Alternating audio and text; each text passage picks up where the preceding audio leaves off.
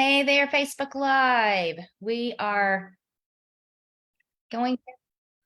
There we go. There we go. Hello, good morning, Keller Williams. I should be Facebook Live right now, coming to you from Hey Sweet Briar Patch, and hopefully my little doggy will be good this morning. So we are still continuing our conversation about the one thing. And I know along the way, we've talked about the powerful question to ask yourself that was born from Gary coaching and consulting top agents. And he found that when they had so many things that they wanted to get done in his accountability, most of the time they wouldn't get all those done. So this question came from his frustration from having those conversations. And that is, what is the one thing that you can do this week such that by doing it, everything else would be easier or unnecessary? And when he started asking that question, awesome things started happening. So I know we've been talking about the question. We've also been talking about creating a habit and doing something for 66 days on average. Some take longer to create a habit, some do it faster. And then we've been talking about the lies we've been telling ourselves about success. And today we're going to be talking about the lie of a balanced life. Now, my little dog is whining a little bit because I'm talking to y'all. She's so jealous. Okay. She loves that.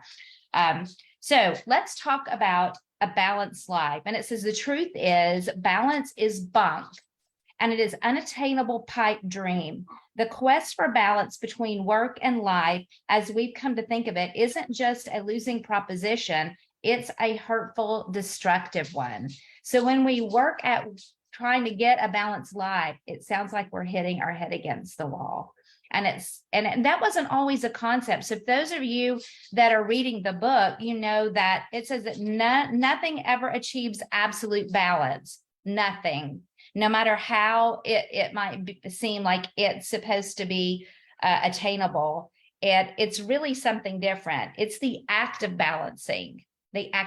So if you're somewhere where you can stand up, I want you to stand up a minute, and I'm standing up. I want you to stand, put one foot up in the air, stand on one foot, right? You've done this as a kid, right? We're talking core, all the things. So stand on one foot. And if you may notice that while you may seem like you're balanced, your foot that you're standing on is actually doing this, right? You're working on counterbalancing. You're working on the act of balancing. I've even had to put my hand on the countertop here. So balance is not for real, right? It's always the act of balancing that we're doing. So it says the balanced life is a lie, and it's just an idea, a philosophy, that golden mean. And so it's really talking about the moderate middle. So in the middle of something, you have polar extremes from one side to the other. And we feel like that medium, that middle, is the balancing part because we think about a scale, right? And so that's the place between two positions that is more desirable than one state or the other. So it's a grand idea, but it's not practical. And so it's idealistic and not realistic. So balance doesn't exist. And it's really tough to conceive this and much less believe it. Gary says that most of the people walking around are going, I need more balance. I need more balance. You may have said that. You probably have heard that. So if any of you watching want to drop it in the chat that you have said, I need more balance in your life, and just be transparent, please do. I'm going to let Miss Adrian in because I know that we've all said that, and it's not always been a concept that's been around forever. So we'll talk about that. We hear about balance so much that we automatically think it's the thing we should be seeking. We should be seeking the balance, and that would be the target. And that's just not the case. So here's what we should be seeking for a successful life: purpose, meaning, significant. Those are the things that make a successful life, not balance. And the act of living a full life is just giving time to what matters and working on a balancing act. So the time on one thing means time away from another. That's true, right? And that makes balance impossible because we've been talking about focusing on one thing. And when you do that, like chaos happens around that, right? So let's talk about the myth. So on the bottom of page 73, it says historically balancing our lives has moved us to think that work is just life itself, like life is work, right? And because it was, if you think about it in history, farm-based societies generated a surplus of food, ultimately gave rise to a professional specialization. So we had the hunters and gatherers, right? That's what we did all day. We had to find food to live. So work was life, right? And the farmers are out there creating food, and we're either farmers or we're fed by farmers. And it gave some folks the freedom to create other specialties, blacksmiths, scholars, craftsmen. So throughout history, that's a way we were worked to live, and then an environment was created where some of us could work on other things. And most of the time people worked on their ambitions and things that they just needed in the moment. So it gave the example of a blacksmith, and they didn't stay at the forge until 5 o'clock every day, right? They created what they needed to create. They got the horse's feet shod, and then they went home and they enjoyed the other things, right? That when we had the industrialization of the 19th century, we saw a lot of people working for someone else. And then the story shifted into having hard-driven bosses. We had year-round work schedules. Factories weren't closed. We have shifts. Like that's how we live right now, right? And so there was limited time for other things. So work-life balance was coined in the mid-1980s. So some of you weren't born then, and some of you were. So a lot of before the 1980s, families the dynamics were different. One person stayed at home and was the homemaker. They did the things that needed to be done in that realm, and someone else went out and they were the ones that hunted and gathered, right? They brought home what they needed to make that household function. But when women went into the workforce and they started working full time, it created both people in a family having to have to do all the things, right? So that's where work-life balance started to be coined. And I like this graphic right here on the next page. It starts talking about the coined word work-life balance really didn't show up very much. Like it started showing up in 1986 to 1996 in the media, in articles and conversations, and that myth was coined. But you can see like the number of times it appeared went from 32 times between 1986 to 1996 to 1,452 times in 2011. So a huge uptick in that word and that myth being out in the world. And so we always think we should live in the middle, and that if we live in the extremes, then that's so far away that we don't really want to go there because we can't manage everything. So the desire for balance makes sense, but we just need enough time for everything and everything else done in time, right? We need time for everything and everything done in time. So it sounds really great, but we know that it's not, we can't get that done. So if you get too far from the middle of things, then you're living in the extremes, and it prevents you from making extraordinary time commitments to anything. So it goes back to that domino run. Remember when we were talking about focusing on one thing and big results will happen, that it starts scaling later when you just focus on the main thing you need to focus on? Well, that doesn't happen when you live in the middle, because you can't give that extra time because you're giving time to everything.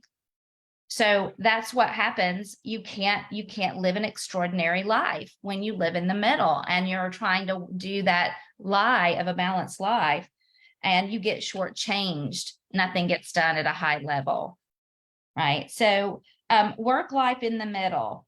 There's a picture here on the next page. And so you can see the middle, and you're going back and forth because you're doing that counterbalance, right? But you're staying really close to the middle. You're never going out to the extremes. You're still trying to do it all, right? And so it says that the magic never happens if you operate that way.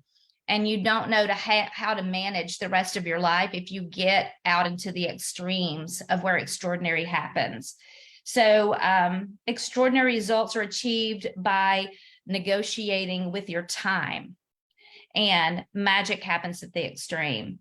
So falling prey to the belief that long hours are virtuous, we unfairly blame work. We can say, I have no life, right? And often it's just the opposite. Even if our work life doesn't interfere, our personal life itself can be so full of have tos that we again reach the same conclusion that I have no life.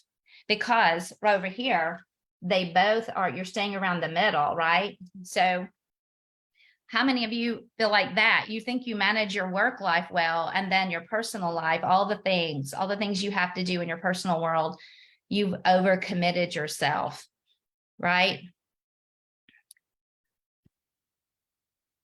I am just looking at the chat box.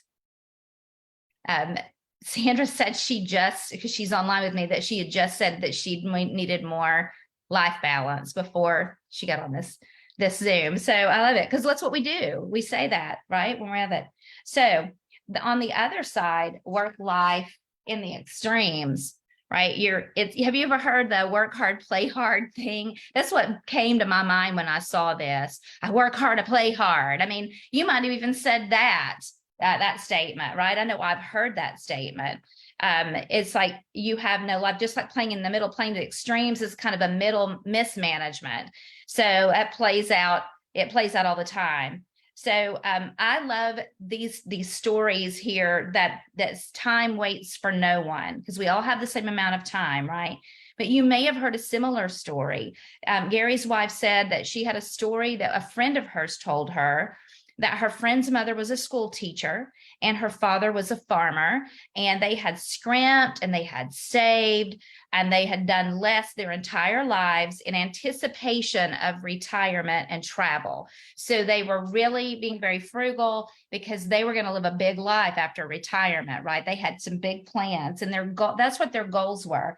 And the woman fondly remembered that she went on trips with her mom shopping, the school teacher, and they would go to the fabric store, and she would buy patterns and fabric and save them for the clothes that she was going to make after they retired, because they were going to travel. So they were her traveling clothes. And the unfortunate thing was that her mom never made it to retirement. She had been diagnosed with cancer, and she didn't live to see retirement. And the father never felt good about spending the money that they had saved for that, right? Kind of sounds like that movie Up, because it was their money and they had worked so hard, and she had worked hard to save it. And when he died, the friend said that when she went to their house, there were just boxes of fabric and patterns and all the things that were really hard. And she figured that her dad just couldn't deal with that, because they had put off the dream, and they hadn't spent any time on spending time on their life and not just work, right? And so time waits for no one. Pushing something to the extreme and postponement can become permanent. Wow. All right. So, I kind of think also about this next story, and a businessman who worked long days and weekends, trying to give everything to his family, making sure that they got what they needed, but he was never present. Right. And this could also apply to anyone, all you're doing, but you're not present in the years that you need to be present. And then when you grow older, that time is gone and you don't have it back. And it's a lot different attending a child's ball game when they're a child versus if they had a ball game as an adult and you were there. So I thought that was a good story too. When you gamble with your time, you may be placing a bet you can't cover. So this chapter, in talking about the balanced life, gives you an idea of how to live your best life in all areas, and how to do that balancing act with all the things. We're going to talk about the buckets that you're going to put your life in, and how you can do this at a better level and do that counterbalance. That's what you need to do. And there's a long part and a short part of it. And so it says when we're out of balance, we're usually referring to some sense of priorities that matter to us. and they're being underserved or undermet. That's what we really are saying when we say that we're out of balance. There's some areas that need some attention, and you'll always be left with something undone. You're never going to have it all done at the end of the day, the week, the month, or the year, right? So trying to get them all done is folly. And when we can realize that we can work on this and put a system to it, that makes everything better.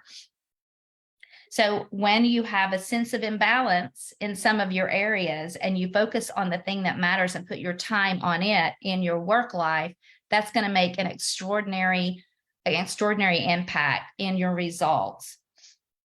And if you get so far out and counterbalance, you can't leave everything undone, right? You can't leave everything done. That's where counterbalancing comes in. The idea of counterbalancing is that you never go so far out to the extreme that you can't find your way back.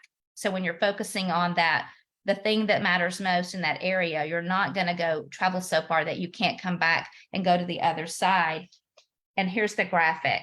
So we're always moving and we're balancing right on that leg, and it's moving, but we're counterbalancing.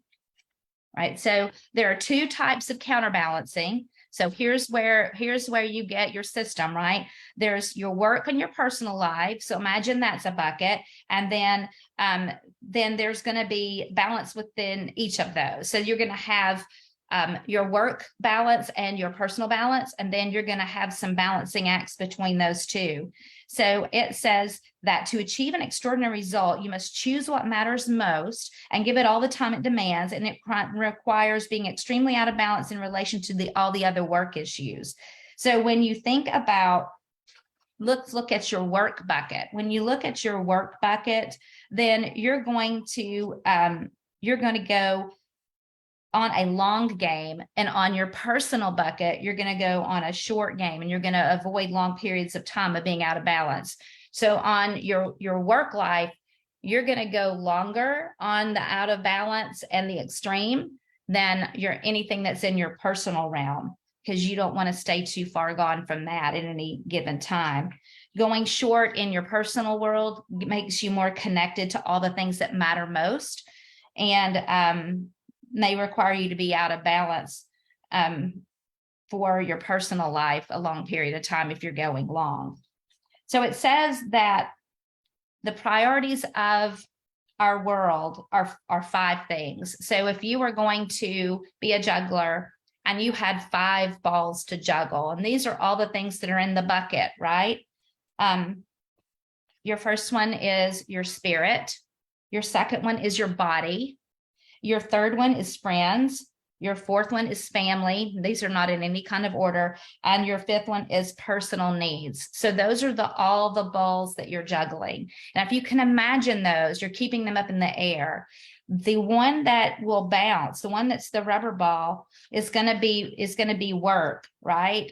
If you have your work as a ball in the air with all of those things, that one's going to be a rubber ball, because if you drop it, it's going to bounce back. When you get out of balance, it's going to bounce back. The others are made out of glass. So if you drop those or crack them, or they might be chipped, if you get out of balance with them for too long, they could break. Like, that's why there is a long